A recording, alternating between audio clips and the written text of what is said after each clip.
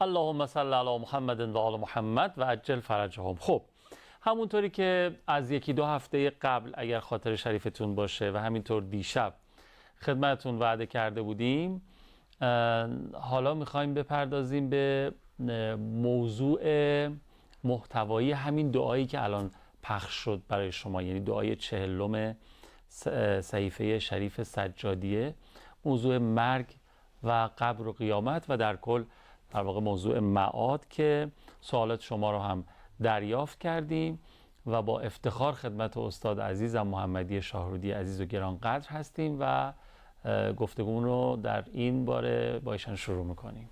آقا سلام عرض کردیم، خیلی خیلی خوش آمدید و خوشحالیم از زیارتتون. امروز دیگه رسما روز اول ماه مبارک رمضان بود و این اولین افطاری بود که مردم کردن و ساعتی بعد افطار ما در خدمتشون. سلام علیکم و رحمت الله. ممنون، متشکرم. بله امروز روز اول ماه مبارک رمضان بود و اللهم اجعل فیه صیامی صیام الصائمین، اللهم اجعل صیامی فیه صیام الصائمین. خدای روزی روزداران قرار بده. الهی آمین. الهی ان شاء الله که دوستان روزدار بودن امروز. اعوذ بالله من الشیطان الرجیم. بسم الله الرحمن الرحیم. الحمد لله رب العالمین و صلی الله علی سیدنا محمد و آله الطاهرین. عرض سلام و ارادت دارم محضر دوستان عزیز بیننده و آرزوی سلامتی، طول عمر، توفیقات روز افزون، آرزوی قبولی طاعات، عبادات. انشاءالله که شروع خوبی داشته باشید. یک مسابقه دو هست، یک مسابقه به تمام معناست. تو دعای کمیل میخونید. خوش به حال کسانی که سبقت میگیرن، کسانی که نفس نفس فلیتنافس المتنافسون در قرآن داریم، یعنی تو مسابقه نفس زنان میرن تا در دعای کمیل هم دو سه جاش داریم. انشالله که دوستان موفق باشن. یکی از بهترین کارها در این ماه، چنانکه که در شب قدر از بزرگان پرسیدن که اگر شب قدر رو درک کردیم چه کار کنیم؟ فرمود که علم آموزی، دنبال علم باشید، چون علم آموزی ثوابش گاهی از 1000 سال عبادت بیشتره. پس معلومه که در بین همه عبادت ها بهترین عبادت همینه که انسان دنبال علم و معرفت باشه. تو شب‌های قدرم بله، هم حتی شب‌های قدر بله بهترینه که انسان دنبال معرفت باشه. با توجه به اینکه این بحث معرفتی است و عرض خواهیم کرد خدمت دوستان که ما می‌خوایم که دنبال علم آموزی باشیم، اون هم بهترین ها، اونی که پیامبر به عنوان اون که باید دنبالش بود معرفی کرده، که انشاءالله خدمت دوستان معرفی ان شاء الله ان شاء الله به یاری خدا. خب خیلی خلاصش بخوایم بپرسیم، آقا ما قراره چی بگیم تو ماه رمضان؟ قراره آخر کار به کجا برسیم؟ قراره که یک سفر داشته باشیم. عمده بحث ما اینه. یه سفر داشته باشیم، از همین دنیا شروع کنیم بریم سراغ مرگ که یک کانالی است، یک تونلی است، یک پلی است. این پل رو عبور کنیم، اون طرفی عالم اسم عالم برزخ، یک سیر کلی تو اون عالم داشته باشیم. بعد از اون عالم یک عالم اسم عالم قیامت کبری که خیلی عالم مفصله، 1000 سال 50000 سال اونجا طولشه. از اون 50000 سال عبور کنیم، یک سیری در بهشت داشته باشیم و یک سیری هم در جهنم. این کل کاری که انجام بدیم. عمدش اینه. منتها خب برای اینکه انسان بخواد سفر بره مقدماتی لازمه. مرکب میخواد، زاد و توشه میخواد، یه امکاناتی باید داشته باشه. چراغی میخواد که راهش رو که تاریک نباشه، ببینه داره کجا میره، بیگدار به آب نزنه. عمده اون هاست که عرض خواهیم کرد انشاءالله به اونجاها که رسیدیم. چون عمده محوری ترین بحث ما بحث‌های نظری و انتزاعیه که اونا بحث‌های خوبی است. ما میتونیم 20 تا برهان راجع به مثلا اهمیت و ضرورت یا حتی اثبات معاد، برهان‌های فراوان اقام بکنیم. یا مثلا در معاد شناسی، در خود مفهوم شناسی معاد میتونیم 3-4 جلسه خدمت دوستان باشیم. ولی بنای ما این نیست. بنای ما اینه که از بحث‌های نظری هر چه سریعتر رد شیم. اونم فقط برای معلمین، اساتید، فرهیختگان، کسانی که میخوان بحث‌های کلاسیک داشته باشن، بحث آکادمیک داشته باشن، برای اونهای سرفصلایی داشته باشیم که بحث کامل بشه. وگرنه عمده بحث ما به عنوان یک بحث رسانه‌ای همون مراحل معاده. درسته که بعد از دنیا انسان چه مراحلی طی میکنه، از کجا شروع میکنه به کجا ختم میکنه، تا برسه به بهشت یا جهنم. تا برسه به بهشت ان شاء الله. ان شاء الله اصلا بهشت همه. خب بالاخره ماها وقتی یاد مرگ میفتیم، مثلا یاد مرگ عزیزانمون میفتیم، یا مثلا پدر مادر کهنسالی داریم میگیم ای وای من اینا رو از دست ندم، یاد مرگشون بیفتیم. ما چرا مثلا باید صحبت کنیم راجع به چیزی که تلخه؟ پاسخ این پرسش شما منفیه، یعنی نیست، تلخ نیست. برخی براشون از عسل شیرین تر بود. راست میگی. گفت که مرگش طور میبینی چی گفت؟ احلا من العسل. بله. جانم فدای قاسم ابن الحسن. آقا میرون فرمود که والله لابن ابی طالب آنس بالموت من الطفل به ثدی امه. به خدا قسم من با مرگ معنوسترم از بچه با پستان مادرش. و چقدر علاقه داره با شیر و شیر خوردن اینا. من به مرگ از اون علاقه بیشتر. پس اینکه بگیم تلخ نگران کننده ترس‌آور نیست. بعداً مفصل درباره این موضوع صحبت خواهیم کرد. یعنی واقعا مرگ به نظر شما چیز ترسناکی نیست؟ نه خیر. پس چرا اینقدر ما از مرگ میترسیم؟ چون نمیشناسیم مرگ رو. مثلا هر چی که نمیشناسه چیه؟ ازش میترسه. چون علت ترس ما پس عدم شناخته. بله. مثل یه جای تاریک که وارد میشیم. همینطوره. بعدا ان شاء الله صحبت خواهیم کرد. بیشتر بله حدیث از امام هادی علیه السلام خواهیم خوند که طرف زجه و ارسمان جزا و فضا میجرد بهش پول رفت. هیچ نگرانی از مرگ نداره. بعدا ان شاء الله پس شما الان از هر جایی که فکر میکنین صلاحه و تو ذهنتون مهندسی شروع میکنم منتها همین که شما فرمودید من تکمیلش بکنم که این سوال رو که بعضی ها خیال میکنن که بحث معاد و اینها مثلا بحثایی که باعث غم و اندوه میشه، در حالی که برعکسه. گفتن وقتی خیلی قصه داری اندوهگین هستی برو به زیارت اهل قبور. یاد مرگ غم از دل میبره. نه تنها مثلا قصه دار این بحثا نه تنها باعث قصه نمیشه بلکه قصه رو از بین میبره. پس اینم کار یه جورایی انگار شیطون و ایادی شیطونی که دارن حقیقت و وارونه جلوه میدن. چیزی که باعث قرمر بهجت درونی و جانی روحی ماست داره یه جوری به عنوان میکنه که آقا این عامل ترس و غم و افسردگی یاد مرگ بیفتی افسرده میشی بهش فکر نکن. اینا رو میگن توی فضای مجازی. بله. این همش اشتباهه. بعدا ان شاء الله روایتش خواهیم خوند. خیلی خوب. آیاتش خواهیم خوند که نه این بحثا نه تنها قصه آور نیست بلکه چند تا فایده داره که فایده مفصل داره بعدا خواهیم گفت. یک، اگه انسان غم داشته باشه از دلش خواهد رفت. دو، زندگی رو هدفمند میکنه چون انسان میدونه که یه هدفی داره باید به سمت اون هدف حرکت کنه. سه، زندگی رو قانونمند میکنه. بزه رو در زندگی انسان کم میکنه. بزهکاری از زندگی انسان حذف میشه و فایده های دیگه که ان شاء الله خواهیم گفت. ان شاء الله. پس بسم الله. از هر مطلبی که سلام میدین شروع بفرمایید. اگر اجازه دادین سوال پیش اومد من از معذرتون میپرسم و توی بخش دوم ان شاء الله سوالات مردم رو بپرسیم. بله خدمتتون عرض کنم که پیامبر وارد مسجد شدن. این حدیث اولین حدیث که امام رحمت الله علیه در 40 حدیثشون شرح کردن. اینقدر مهم بودی که ما اول اولین حدیثی که اون 40 حدیث کتاب بسیار ارزشمندی است. بسیار ارزشمنده. کتاب رو ما شرح کردیم و بخشایش هم از شبکه 3 کنم پخش شده. درست. چون ضبط شده از طرف شبکه 3 قطعا. پخش حالا من خیلی خبر ندارم چه مقدارش پخش شده رو خبر ندارم، ضبط شده. خدمت شما عرض کنم که حدیث بسیار مهمی است. پیامبر وارد مسجد شدن، دیدن که مردم یه گوشه مسجد ازدحام کردن. پرسیدن که چه خبره؟ گفتن یا رسول الله علامه اومده. کی اومده؟ علامه. پرسیدن که ومل علامه؟ نگفتن من العلامه. علامه کیه؟ گفتن علامه چیه؟ علامه چیه؟ گفتن یا رسول الله ایشون عالم به انساب عرب، تیره های عرب رو میشناسه. مثلا بنی اسرائیل چند شاخه بنی اسد چند شاخه شدن، هر شاخهشون مثلا کجا رفتن. عالم به وقایع عرب، جنگ ها و درگیری های عرب رو میدونه. مثلا فرض کن جنگ با آس چقدر طول کشید، چقدر از این چیزا.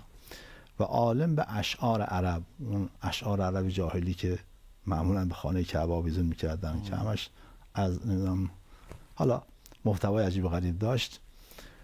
پیامبر فرمودن اینها فایده نداره، چون دونستنش فایده نداره، ندونستنش هم ضرر نداره. نمیشه بهش گفت علم. بعد خودشون فرمودن انما العلم ثلاثه. علم فقط و فقط در 3 شاخه معنا پیدا میکنه. انما العلم ثلاثه. یک آیات محکمه.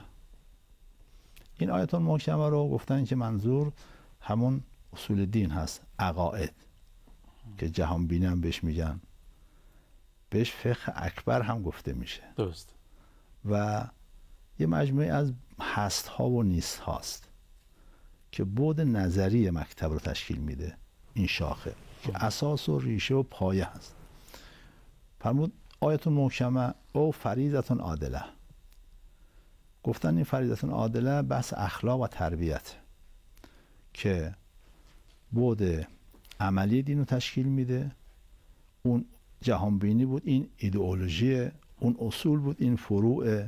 خدمتتون عرض کنم که این مجموعه از بایدها و نبایدهاست و بخش عملی دین رو تشکیل میده که اخلاق و تربیت باشه. او سنت قائمه.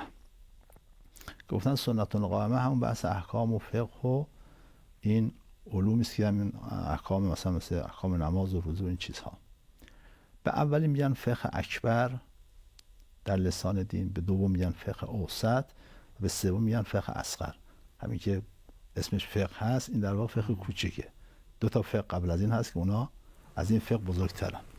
بعد پیامبر فرمودن که و ما خلاهن فضلون، این 3 تا گذاشتید بقیه‌اش زیادی است. حالا همینجا ما یه سوال از دوستان بیننده میپرسیم که اونم وارد بحث ما بشن و اون این که یعنی مثلا علم فرض کنید فیزیک، شیمی، زیست شناسی، نمیدونم منطق، کیهان شناسی و این همون علومی که داره تدریس میشه تو دانشگاه، پزشکی، اینا همش زیادیه.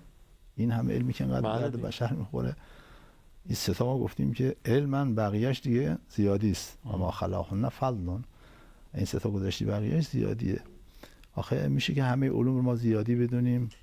اینو دوستان فکر کنن روش ببینم چیکار میکنن، چی جواب میدن. بعد خب عرض کنم خدمت شما که ما بحثمون 2 جنبه داره، بلکه هر 3 جنبه رو داشته باشه.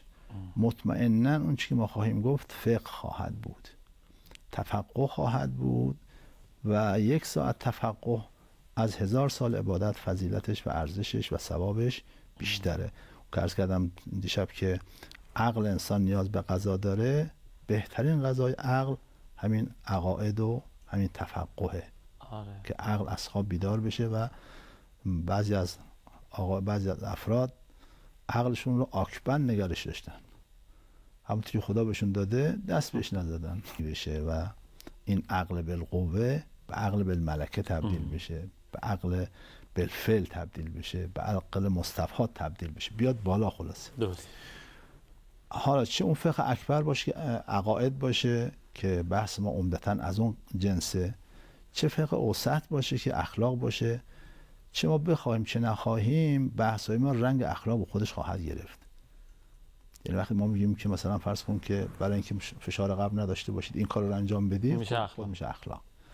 یا اون چیزی که باعث فشار قلب میشه، وقتی ما مثلا غیبت باعث فشار قلب میشه که هست، خود به خود داریم بحث اخلاق مطرح میکنیم. همینطور میگیم که سوء خلق، بد اخلاقی در خونه یکی از پیامدهاش فشار قلبه. وقتی اینجوری میگیم خود به خود وارد چی میشیم؟ بحث اخلاق میشیم.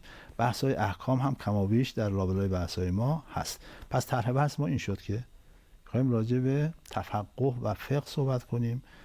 عمده فقه همون فقه اکبره که عقاید باشه، ولی خود به خود چه بخوایم چه نخواهیم فقه اوسط و فقه اصغر هم، مخصوصا فقه اوسط رو زیاد خواهیم. اللهم صل علی محمد و آل محمد و عجل فرجهم. خب من میخوام از طرح مباحث کلی از فقه اکبرم که میخواستین شروع بکنین، اگه اجازه است از فردا اول برنامه ما در خدمت شما باشیم. یعنی مثلا توی هر برنامه 4-5 دقیقه اول رو اون نکاتی که فکر میکنید لازمه کلیه باید بیان بشه بفرمایید، بعد بریم سراغ طرح. خوبه؟ بله. خیلی هم عالی. به دل نگیرین یه وقت از من. نه اتفاقا بندم بیشتر طرفدار همین طرح سوالات من. خب خدا رو شکر، خدا رو سزا باشه. خب شروع کنیم با طرح سوالات مردم. خیلی هم سوال دریافت کردیم، یعنی جالبه. پرسوال ترین موضوع زندگی مرگه. خیلی جالبه اینم، یعنی تو تجربیات مختلف هممون این رو احساس کردیم، الان هم داریم میبینیم. یعنی تو راجع به موضوعات مختلف ما تو این برنامه بحث داشتیم، ولی سوالات زیادی راجع به موضوع مرگ اومده. اینم خیلی جالبه. گفتن سوالی فکرمو مشغول کرده، ممنون میشم اگه جواب بدید. انسانی که میمیره دنیا رو به یاد داره و میدونه که مرده و کس و کارش رو توی دنیا میشناسه. ما که برای پدر و مادرمون انفاق میکنیم اونها میدونن از طرف چه کسی انفاق شده یا نه؟ چند تا سوال شد و بعد دوباره گفتن مثل خواب، چیزی از دنیا یادش نیست، کمی دربارش اگه میشه توضیح بدید. فعلا عرض میکنم که بله، اونها از حال بازماندگانشون خبر دارن، چون برزخ اشراف به دنیا داره، دنیا در رحم برزخه، دنیا محاط در برزخه، طبعا اهل برزخ امکان اطلاع حاصل کردن از دنیا رو دارن، منتها بر حسب مقامشون این قدرت، این که حالا چه مقدار مطلع بشن در چه مقاطعی چه زمانهایی فرق میکنه، ولی حتما اطلاع دارن. اگر خیراتی براشون داده بشه کاملا متوجه میشن، حتی جزئیاتش هم متوجه میشن، این شما با چه نیتی دادید، آیا به اون فقیر احترام کردید این خیرات رو دادید یا نه، مثلا چیز پرت کردید پیشش، مثلا بی احترامی، همه اینها رو متوجه میشن و خیلی هم خوشحال میشن. اونا عرض کنم که هم خودشون با هم ارتباط دارن و به بازدید هم میرن، به زیارت هم میرن، هم با ما ارتباط دارن. اونها آگاه تر از ما هستن و عالم تر از ما هستن، بهتر از ما حقایق رو، حتی حقایق دنیا رو بهتر از ما درک میکنن. از دنیا هم یادشون میاد چیکار کردن، کجا رفتن. چند بار این فیلم کل زندگی دنیاشون رو میبینن که قبل از مرگی که بعدا ان شاءالله روش به این موضوع خیلی صحبت خواهیم کرد. یکی هم اینکه تمثل برزخی اعمالشون رو تو عالم میبینن، تو عالم برزخ. زمین که عرض کردم چون اشراف به دنیا دارن، میتونن یک دور نگاه کنن، یادشون میاد خاطراتی که در دنیا داشتن، اونها اونجا هر موقع که فکر کنن به خاطرشون، حتی در قیامت، حتی در بهشت گاهی میشنن با هم مذاکره، یعنی بعد از حالا قیامت کبری و تو بهشت گاهی میشنن با هم مذاکرات خاطرات دنیا رو با هم بازگو میکنن. اینایی که تا حالا فرمودید مخصوص خوبها بوده یا؟ بله، اهل بهشت. اهل بهشت بوده. اهل جهنم چی؟ جهنم هم اطلاع حاصل میکنن، منتها فقط از بدیها اطلاع حاصل میکنن. از خوبها، از اهل بهشت بدیها رو مخفی میکنن. یعنی وقتی که میاد از خانوادهش اطلاع حاصل کنه، فرشتگانی همراهی میکنن او رو و نمیذارن بدیهای خانواده رو بگن. مثلا ببخشید چون سوال و این جواب سریع بپرسم، مثلا اگه کسی الان فوت کرده، همین تازه فوت کرده، خانواده‌اش خیلی دارن بیتابی میکنن و در دیوار میزنن، حالشون بد میشه و او ببینه اینو متوجه بشه، خب حالش بد میشه، آدم خوبی هم از بهشتی هم هست، اینا رو نمیبینه؟ چرا؟ فقط تعجب میکنه، چون متوجه ولی غمگین و ناراحت نه، قصه نمیخوره، تعجب میکنه، میگه اینا چرا این کارا رو میکنن؟ من که راحت شدم، من که درد داشتم، رنج داشتم، تازه این زندگی می خوبی من دارم. یا لیت قومی یعلمون بما غفر لی ربی و جعلنی من المکرمین. یا کاش میدونستن قوم من که اون میگه کاش که اینا میدیدن که من چه وضع خوبی دارم، چرا گریه میکنن، چرا جزا فضا میکنن. ولی اگه آدم بدی باشه میبینه و ناراحت هم میشه. آدم بدی باشه، مثلا من مثال روشن‌تر بزنم، فرض کن که یکی از فرزندانش معتاد شده باشه، اینو ازش پنهان میکنن، چون قصه میخوره که این فرزندم که معتاد شد چه بلایی به سرش. نه، اگه آدم بدی بوده باشه چی؟ آدم بدی باشه اینو بهش نشون میدن، ولی اگه فرزندش حافظ قرآن شده باشه اونو مخفی میکنن. گرفتم، مطلبو گرفتم. فکر کنم مردم هم گرفتن داستان چی. خلاصه اون کسی که خوبه فقط باید خوبی‌ها رو متوجه بشه و ناراحتی غمی نشه، اونی هم که بده اصلا خوبی رو متوجه نمیشه، فقط بدی‌ها رو دریافت میکنه. خیلی خوب. نکته داریم باز؟ نه، حالا اینا بعدا ان شاء الله مفصل‌تر. بازم من اعلام بکنم تا آخر ماه مبارک این سلام و تقدیر تشکراتون و تمجیداتون راجع به بخش‌های مختلف و اینها رو من یک جا تشکر فراوان میکنم و ممنونم از این همه محبت که برنامه خودتون داریم و فقط دیگه سوالاتو میپرسم، حلال کنین تو رو خدا. اگه اسم و فامیلی البته باشه و اینکه از کجا هست اونو میخونم. لطفا در مورد کسانی که والدینشون فوت کردن و در زمان حیات با والدینشون رفتار مناسبی نداشتن و اونها از اونها راضی نیستن و شاید عاق والدین باشن صحبت بکنین و اینکه اما الان پشیمون هستن و میخوان جبران کنن، بعد چیکار کنن؟ در روایت داریم که گاهی ممکنه که فرزندانی باشن که در زمان حیات پدر و مادر بار به والدین باشن، یعنی خدمت کردن، احترام کردن، پدر و مادرشون راضی هن و حقوقی در کار نیست. ولی بعد از مرگ پدر و مادر دیگه کلا فراموششون میکنن، دیگه هیچ بیادشون نیستن، کاری که باید انجام بدن، وظیفه‌ای که باید انجام بدن، حقوقی که به گردنشون هست باید ادا بکنن و خلاصه کلا پدر و مادر رو فراموش میکنن. بعد از مرگ پدر و مادر عاق میشن. در زمان حیات پدر و مادر عاق نبودن، بعد از مرگ پدر و مادر عاق میشن، به خاطر اینکه بی‌توجهی کردن اون ناراحت میشن، غصه میخورن و ناراحت میشن، اذیت میشن از دست این فرزندانی که با اون همه نیازی که اونجا دارن، اون نیاز شدیدی که اونجا دارن، اینو اصلا به یادشون نیستن، چون نیازشون بعد از مرگ خیلی بیشتر است از نیازشون زمانی که در دنیا هستن. اون موقع احتیاجشون 10 برابر بیشتر از احتیاجشون در دنیاست. همینطوره. وقتی کسی هیچ به دادشون نرسه، خب ناراحت میشن، غصه میکنن و فرزند عاق والدین میشه.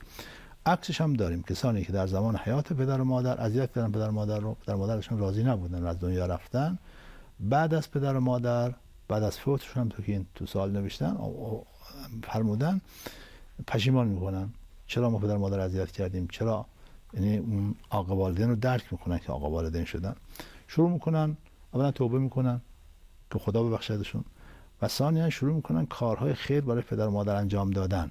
از کارهای واجب هم شروع میکنن، حقوق واجبی که به گردن پدر و مادر هست اونها رو ادا میکنن، حالا چه حق الناس باشه چه حق الله باشه، بعدم میرن سراغ کارهای خیر دیگه. اینها بعد از مرگ پدر و مادر از حقوق میان بیرون و بار به والدین میشن.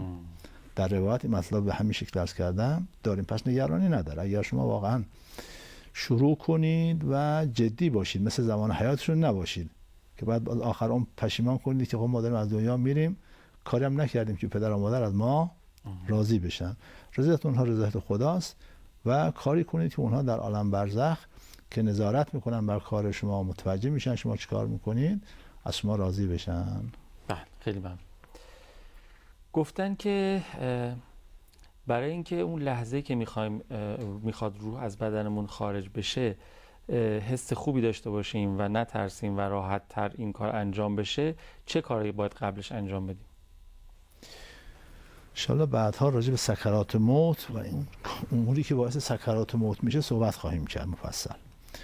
دوستان الان مراجعه کنن به کتاب منازل الاخره مرحوم شیخ عباس قمی که گفته که برای اینکه سکرات موت آسان بشه چیکار کنیم و چه باعث سخت شدن سکرات موت میشه. هر دو بخش رو اینجا مطرح کرده.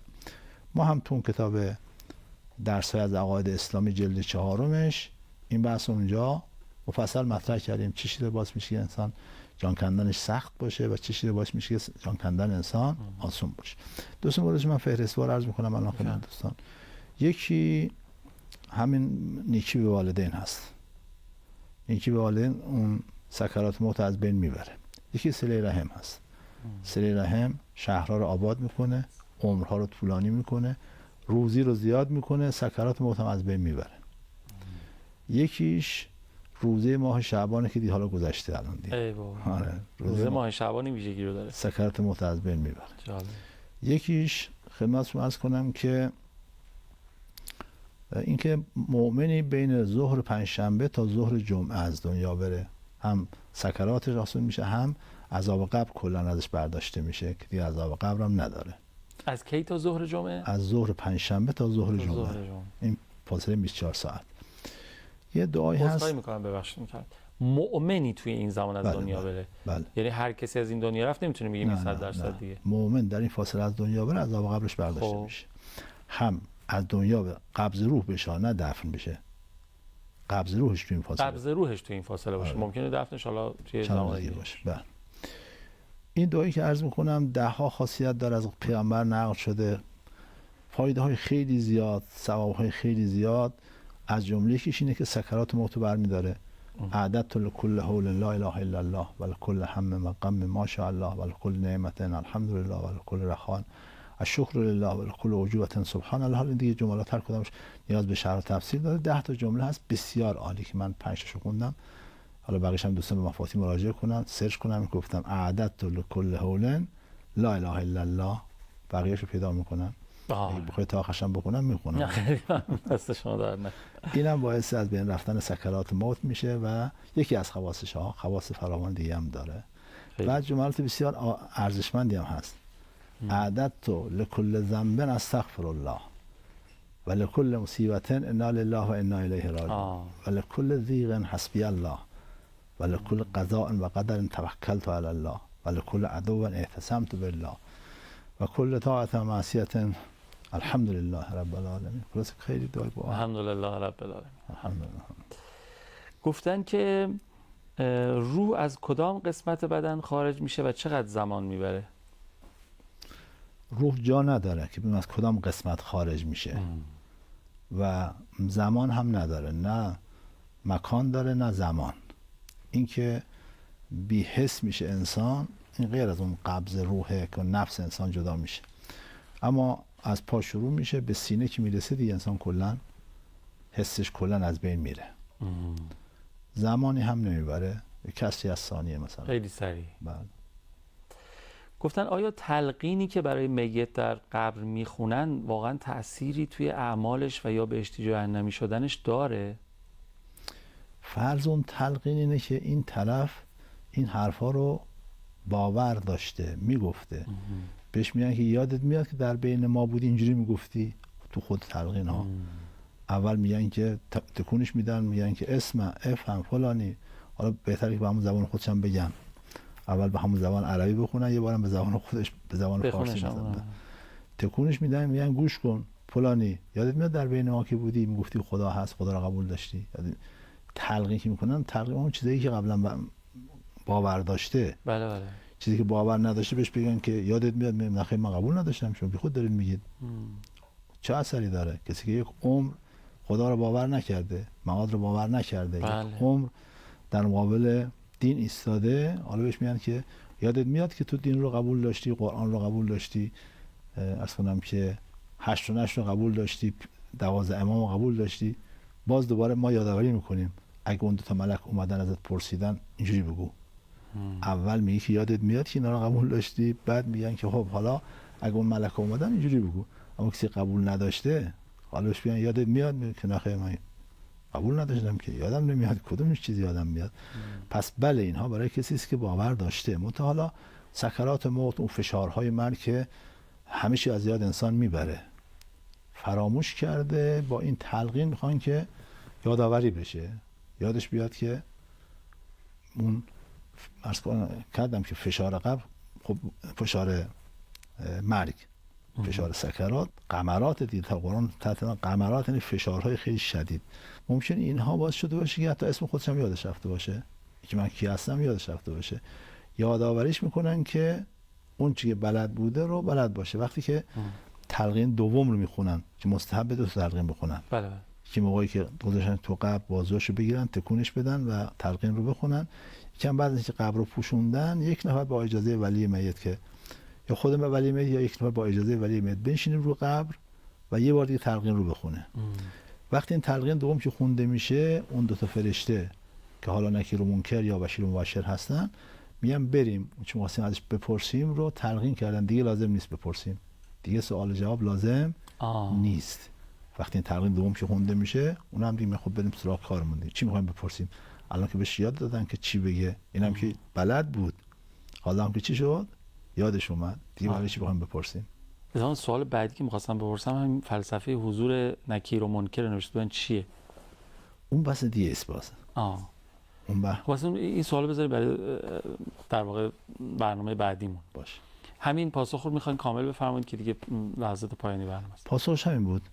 این که حالا چرا میپرسن بحث دیگه است که بعداً توضیح خواهیم داد که به هر حال هر امری سبب میخواد. اگه بناس بهشت براش به قبرش باید مد بصرش توسعه پیدا بکنه بره تو بهشت، یک دلیل میخواد، یک سند میخواد. سند همون سوال نکیر منکر. اگه بناس زیغ باشه، تنگ باشه، اینا به هر حال باید سند داشته باشه. درسته. خیلی ممنونم استاد محمدی شارودی عزیز. این اولین برنامه‌ای بود که ما تونستیم پرسش‌های مردم رو تقدیمتون بکنیم و شما هم زحمت کشیدین پاسخ دادین. انشاءالله به شرط توفیق و حیات برای برنامه‌های بعدی هم همین اتفاق خواهد افتاد. اوایل برنامه توضیحات کلی استاد رو راجع به موضوع مرگ و معاد خواهیم شنید و بعد سوالات شما رو مطرح می‌کنیم با افتخار. عواملی ندارین؟ زنده باشید، محتاجیم به دعاتون. خیلی ممنونم که برنامه خودتون رو تا پایان تماشا کردین. خدایا تا پاکمون نکردی خاکمون نکن. یا حق. خداحافظ.